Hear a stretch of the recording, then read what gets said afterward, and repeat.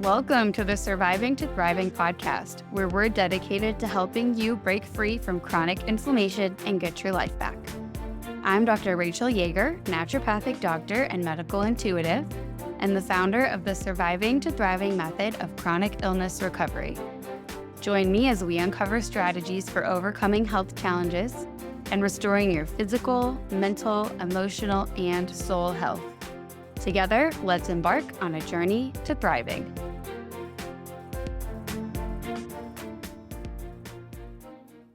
Hello, I hope everyone's having a great day. So today I am going to dive into a topic that so many of you have been asking about, long COVID.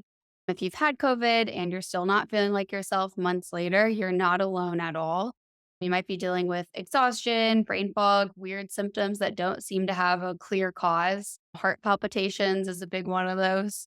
And yet, when you go to the doctor, they probably run some labs and say everything looks normal. Does this sound familiar? You know your body better than anyone. And if something feels off, it probably is. Long COVID is a very real. So today we're going to talk about what's actually going on in the body that's causing it, why some people get it while others don't, and most importantly, what you can do to start feeling better that will address the root cause of it. So grab a cup of tea, get comfy, and let's dive in. So, what is long COVID? Let's start with the basics here. So, the CDC defines long COVID as symptoms that last more than 4 weeks after a COVID infection. But in reality, I see people who are struggling 6 months, a year, even longer. It can really persist quite a long time because partly the root causes can be multifactorial, which we'll talk about. And the frustrating part is that a lot of doctors don't really know what to do with it yet. I've had so many patients and clients tell me that their doctors brushed off their symptoms, chalked it up to anxiety, or just told them to give it time. Others straight up told them that they did believe them, but they also didn't know what to do about it. And long COVID is absolutely not just in your head, it's a real condition, and it affects multiple symptoms and multiple systems in the body. Your immune system, nervous system, mitochondria, gut, even your hormones are all affected by long COVID. And because of that, it can show up in so many different ways. So let's review the most common symptoms of long COVID. Some people have long COVID, and I just don't think they realize it because they're not recognizing these symptoms. So here's what it actually feels like. The symptoms vary a lot, but here's some of the most common ones. Extreme fatigue. This is I need to lie down after taking a shower level fatigue. Brain fog. This looks like forgetting words, forgetting why you walked into a room, struggling to concentrate, struggling with word finding. You just can think of, you picture it, think of a thing, but you cannot come up with the word for it. Forgetting people's names, feeling like your brain is running just on dial up. Heart palpitations, that weird, fluttery, racy heartbeat that makes no sense. Or you might be noticing your heart racing just going for a stroll or even just sitting on the couch not moving. Your heart rate seems faster than it should be.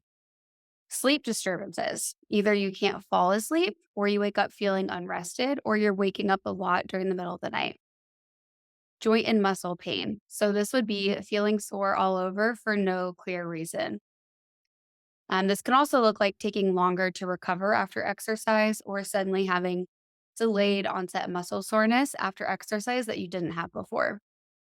Digestive issues, bloating, constipation, diarrhea, or just an overall unhappy gut. Anxiety and depression, because when your nervous system is out of whack, your mood takes a hit too. And some of the immune stimulating properties of COVID quite literally put your body into an anxiety and depression state because the histamine and the other factors involved directly cause anxiety. Dizziness and lightheadedness, so feeling like you might pass out when you stand up, headaches and migraines. This is a pressure in your head that just won't quit, getting a lot more headaches or worse headaches than you used to. Loss of taste or smell. Some people do lose these senses for months or they feel like they have never fully come back. And it is possible, in my opinion, to recover all of your other long COVID symptoms and potentially ongoing, just never fully 100% regain your taste or smell. I have seen people lose this from other viruses and never fully get it back. But most people are getting their full taste and smell back after COVID. Shortness of breath, even though your lungs should be fine, you're just feeling like you can't quite catch your breath or you can't take such a deep breath. So, not being able to take a super deep breath, we call air hunger. That would be a symptom of long COVID as well. And lastly, chest pain or tightness. That weird discomfort that makes you feel like you should go get checked out, but everything looks normal. So, if you're dealing with some or all of these, just know that you're not imagining it. There is a reason your body is struggling, and there are things you can do to start healing. So, why does long COVID happen? Why do some people recover from COVID just fine, while others are left feeling wrecked for months or longer? There are a few big factors at play here. Number one, chronic inflammation. Your immune system stays in attack mode long after the virus is gone. Number two, mitochondrial dysfunction. Your body's energy factories aren't producing energy like they should. The mitochondria literally get damaged from the COVID inflammation, and the whole cell actually can get damaged from COVID inflammation. Mitochondria are just the little energy factories that are inside the cell. And if the mitochondrial membrane or the mitochondria themselves get damaged, then they're not going to be making energy. Another thing to think about is when we're fighting inflammation, we're using up a lot of nutrients. Our mitochondria rely on nutrients to actually function and do their processes. So that can be a part of the mitochondrial dysfunction picture too. Nervous system dysregulation. Your fight or flight response can get stuck in overdrive, which affects everything from your heart rate to digestion. Your nervous system appropriately went into fight or flight because your immune system detected a threat, the COVID virus. So your brain naturally goes into fight or flight when your immune system knows a threat is present. This is subconscious. So even if you don't know that something's off in your body consciously, your subconscious body does because your immune system is signaling to make a ton of warrior cells to go fight something. Your immune system's on high alert. Your subconscious brain is tied into your immune system. So you did go appropriately into fight or flight. But if you stay stuck in a fight or flight response, when we're in fight or flight and we're not in our rest and heal and digest state, and fight or flight, our hormones actually shut down, our immune system turns off, our cells stop repairing themselves, we're not going to get good sleep, and on. The fourth big root cause behind long COVID is viral persistence. So we now have enough research, it's been enough time. We know that there are likely leftover viral fragments that keep triggering the immune system. This can happen whether you got COVID naturally or whether you got the COVID vaccine. Regardless, you'd have spike protein fragments in your system, and that can keep triggering the immune system over and over again. So we'll talk about breaking down the spike protein here in a little bit for gut imbalances. So COVID can directly disrupt your microbiome. We know that the microbiome impacts immunity, digestion, and even mood. So if we're having inflammation throughout the whole body, and we know that COVID causes systemic inflammation, naturally our gut is going to be inflamed too. If our gut is inflamed, we open ourselves up to getting all different types of gut disorders and things down the line. We can actually get SIBO, which is small intestinal bowel overgrowth, or sorry, small intestinal bacterial overgrowth, just because our intestine isn't able to keep up with its proper immune system and fight off all the things that are constantly happening. We're constantly having our bully bacteria trying to be opportunistic and overgrow, but our healthy gut keeps that at bay. Once we have inflammation in the picture, then it's hard for our gut to keep up, and we can actually end up with things like SIBO just as a result of our gut being down for some amount of time. Reactivated infections would be the sixth cause, and this one's really often overlooked. So, Epstein-Barr virus, cytomegalovirus, those are the monoviruses, even Lyme disease, even mycoplasma, those could have been lurking around in your system and they flared up after COVID. So, a lot of times people think that their long COVID symptoms are purely from COVID. I would say over 90% of the time, that's not the case. 90% of the symptoms I see happening with long COVID are not because the virus is hanging around. but because the mask fell away or different things that were behind the scenes came to light. Blood clotting issues. This is also totally overlooked. This is not being looked at all, especially earlier strains of COVID. They increased blood thickening, which can contribute to post COVID symptoms. If we have thick blood, then we are not getting adequate oxygen perfusion. So we're not getting enough oxygen delivered to our muscles, throughout our whole body, to our brain. This can contribute to brain fog. This also can cause a lot of myalgia or muscle soreness, and it can cause joint pain too. It can even contribute to shortness of breath because we're not getting the oxygenated blood that we need delivered. And then hormonal dysregulation. I see this one missed majority of the time. COVID can actually impact insulin sensitivity. So it can cause weight gain and weight loss resistance. Um, COVID can increase cortisol levels and cause other cortisol dysfunction. Cortisol is our stress energy hormone. I call it the Goldilocks hormone because it has to be just right. If it is high or low, we have symptoms. COVID can also throw off sex hormones, leading to fatigue, weight gain, mood swings. A lot of women have noticed changes in their cycle after COVID or after the COVID vaccine. So these are just some of the hormones that can be dysregulated. The inflammation from COVID can also impact the thyroid. Most commonly, we are going to see an autoimmune thyroid picture when that happens. And so usually we're going to end up with low thyroid hormone. So this isn't just in your head, it's a very real physiological condition. And because there are so many root causes, these 8 root causes: chronic inflammation, mitochondrial dysfunction, nervous system dysregulation, viral persistence, gut imbalance, reactivated infections, blood clotting issues, and hormonal dysregulation. Because there's these 8 different root causes, we need a multi-layered approach to healing. So, how do we start healing from long COVID? That is the $1,000,000 question. I cannot tell you how many people I've helped make a full recovery from long COVID because we actually looked at the root causes and we knew what is going on biochemistry wise and root cause wise, what's going on a cellular level with each of these root causes. So we can actually choose things that help to address each of these root causes. So, what can you actually do to start feeling better? Number one, we can support your body's antioxidant defenses. So, most notably, COVID depletes glutathione, which is one of your body's most powerful antioxidants.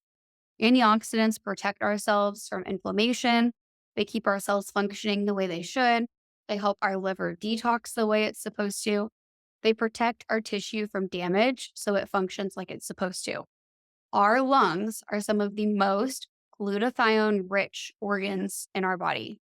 And so, glutathione, if it gets depleted in our lungs by COVID, we now open up our lungs to inflammation and damage. So, we don't have glutathione protecting our lung cells. So, rebuilding these stores of glutathione is crucial. Fortunately, it's always an option to take glutathione supplements. We can do oral glutathione. There's also nebulized glutathione that can actually be inhaled. Eating sulfur rich foods like garlic, onions, and cruciferous vegetables such as broccoli can also help replete and build up those glutathione stores. Reducing exposure to toxins that deplete glutathione. So, alcohol, processed foods, pesticides, there's a lot of things out there that deplete our natural glutathione stores. As always, everything we're going to go through today, check in with your doctor first before you would start anything new. Number 2, helping your body clear the spike protein. This has to be done carefully because the enzymes that we use to dissolve and break down the spike protein can actually soften the cervix. So they're not safe to be used anywhere near pregnancy. And they can actually thin the blood. So, especially if someone is taking a blood thinner, these would be off the table. The spike protein from COVID and possibly from vaccines too might contribute to the lingering symptoms because the immune system still recognizes the protein as a problem and is continuously attacking it. And you can't tell your immune system to just turn off an attack. So, some natural strategies would be nattokinase and bromelain. These are proteolytic enzymes that help break down the spike protein, and they also support circulation.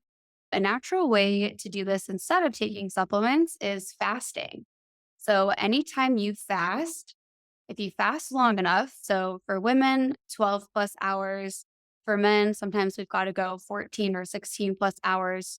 If you're fasting, then you're going into autophagy, which is like Pac Man. Your immune cells turn into little Pac Men and they're going around eating up all the stuff that's not supposed to be there, including the COVID viral protein.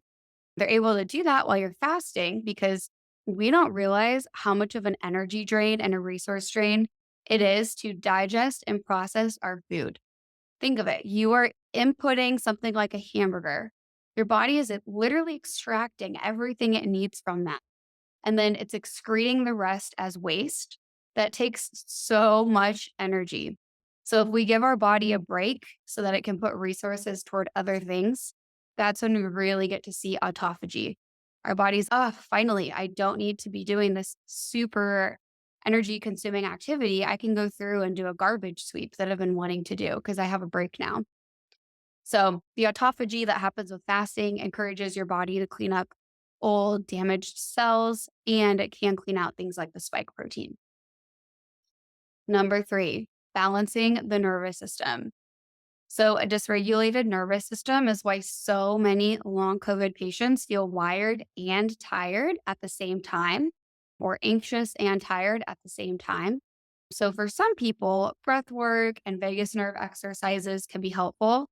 For other people, breath work really brings to light that your body is in a fight or flight sympathetic state, and focusing on something like your breath can actually cause more anxiety, which is a more normal response than is talked about. Breath work is not the entry point for everyone. There's so much other stuff we can do to regulate the nervous system. And a lot of people will look to brain rewiring programs. Most of the programs that are out there are telling you to tell your body that everything's fine, but maybe everything's not fine if your body is still having a long COVID response. There's still something going on physically. So I'm a really big fan of doing an even though approach. Even though we're still healing and our immune system is recognizing very real threats and inflammation and symptoms and problems going on post COVID, how can we still start to help shift out of fight or flight into rest, heal, and digest so our body can get our hormones back online, get our immune system back online, get our cells healing again, be absorbing the nutrients from our food that we need to heal. Because we can do both at the same time. We don't tell our body everything's fine. We tell our body we see the problems. We've recognized the root causes so our body can breathe a sigh of relief that we're actually taking care of it appropriately. And even while that's happening and we're still healing, we're going to use very specific strategies to help our body shift down. I'm really passionate about guiding people through that because with my long COVID, with my autoimmune stuff and my other chronic illnesses, that's been such a huge part of my healing recovery journey is regulating my nervous system from an even though state and not just what some people call gaslighting the body by saying everything's fine. And that's how we're going to try to calm down is just saying everything's fine. Another way to help a dysregulated nervous system is to do gentle movement like stretching or walking. And then I love to help bring in adaptogens like ashwagandha and rhodiola are really popular ones. We have so many other cortisol regulating things that can help balance the nervous system. We can actually do things to lower nervous system inflammation. I think we forget that our brain is just an organ in our body. So if our gut can get inflamed, our brain can get inflamed too. So we can actually lower nervous system inflammation by doing things that actually reduce inflammation in the brain. Number four, healing your gut. So gut health impacts everything. So supporting it is a must. Some people can feel a lot better with eating fermented foods and probiotics, prebiotic fiber. Other people, those bully bacteria overgrew in the gut. Everything you feed them that's supposed to be feeding your bacteria, the bully bacteria are getting to it first and eating it up, and they are fermenting it in your gut, which creates a lot of bloating and gas and indigestion and discomfort. So this is where it's really important to work with someone who understands what's going on a root cause level because if you just go at this with a general gut healing approach, that can actually really backfire. Using digestive enzymes can really help with nutrient absorption, especially if we're in a fight or flight state. When we're in fight or flight, our body's not making the stomach acid and secreting the digestive enzymes that are needed to actually break down our food so that we can absorb our nutrients. So, healing the gut is really important. A lot of people who come to me have gone and done a GI map or something with someone who just focuses on the gut. And they've done a lot of restrictive diet changes because if you're just looking at the gut, a lot of times diet is the only tool that's being used. And restriction actually is pretty unhelpful in the general scheme of things. It's only helpful, in my opinion, to cut out foods that are actually inflammatory and that your body is actually reacting to. If we try to get too restricted with the gut, long COVID is a high histamine picture for many people. So if you start cutting out histamine rich foods, your body's just going to start reacting to the next tier of histamine rich foods and then the next tier once you cut the second tier out. So you have to be really careful. So I definitely caution against any kind of restriction unless there's a really good reason for it. Number 5 is managing inflammation with diet and lifestyle.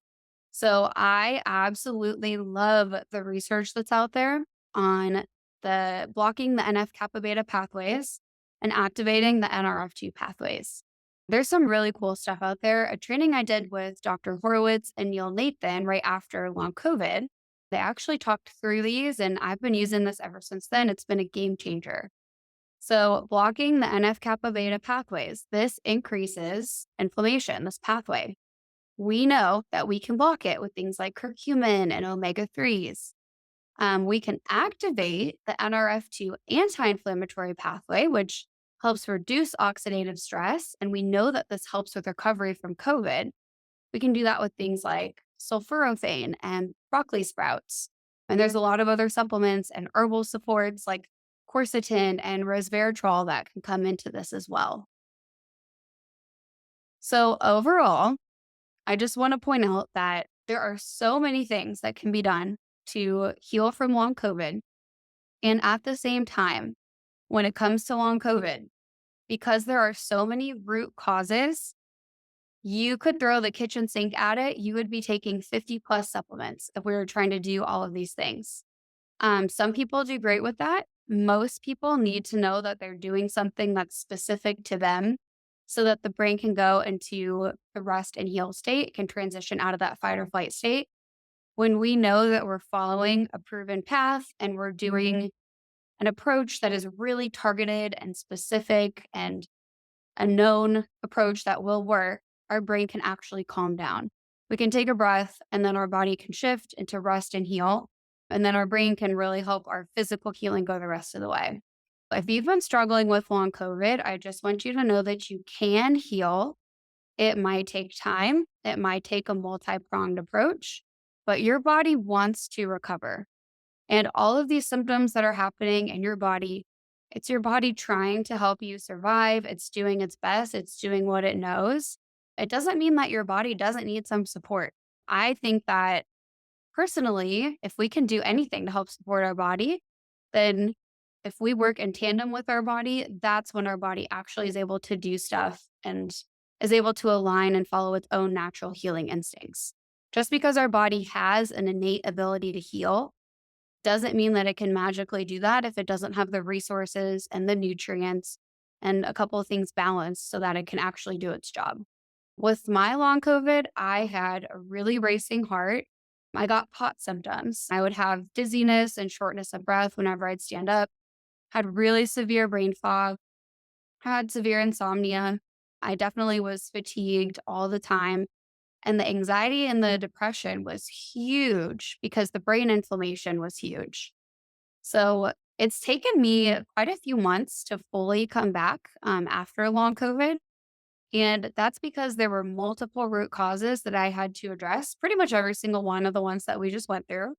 And so the recovery time usually depends on how many of these root causes are involved. A lot of people like to jump to testing to try to find this, and there is definitely a time and place for testing, especially when it comes to things like blood clotting. That's one that's great to test.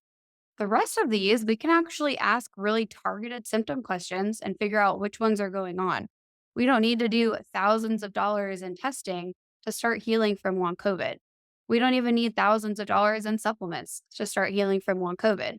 We can just do a really in depth look at your specific health picture and ask a ton of the right symptom questions. We can pretty much pinpoint what are all the areas that are going to be involved in a successful approach. So, my advice is start small.